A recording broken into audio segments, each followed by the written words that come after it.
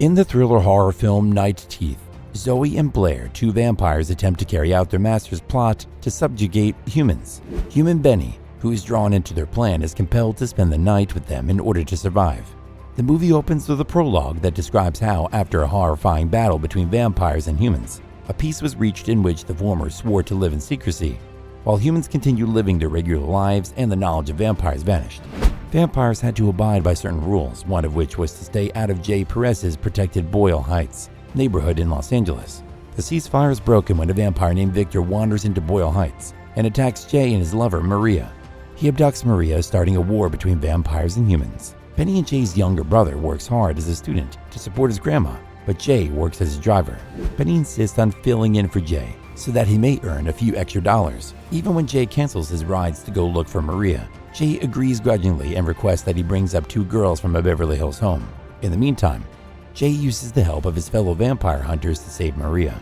Zoe tells Benny about a list of events, and he picks up Zoe and Blair from a mansion and drives them there. When the two are out, Benny finds Zoe's phone in the car. Victor's text asking about Jay are visible to him. Benny searches Zoe's suitcase and finds money that is covered in blood. Benny runs into the hotel in horror, only to discover that his customers are vampires that feed on human blood. When Benny tries to run away, the vampires abduct him and threaten him. What happens next is a deadly struggle between the factions that build into a nightmare crescendo.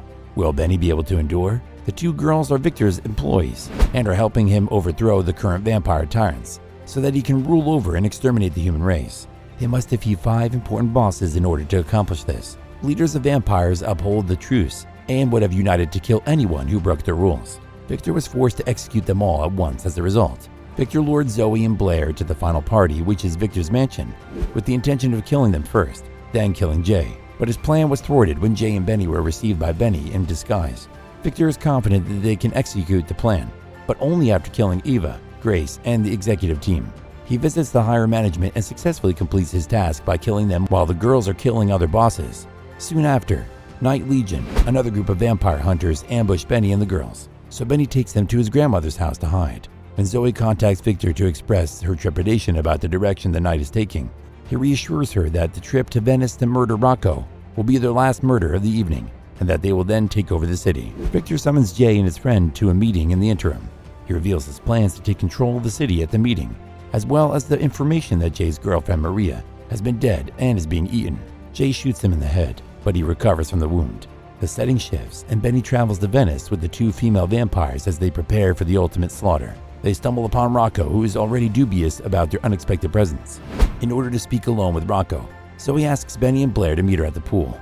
As they converse outside, Zoe attempts to kill Rocco inside but is stopped by soldiers. Blair instantly alerts Benny that Jay is with Victor as they all depart Rocco's after failing to kill him.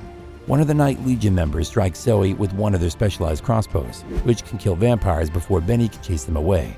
After a full-fledged fight, Benny is able to escape in the girl's car and drives to see Victor.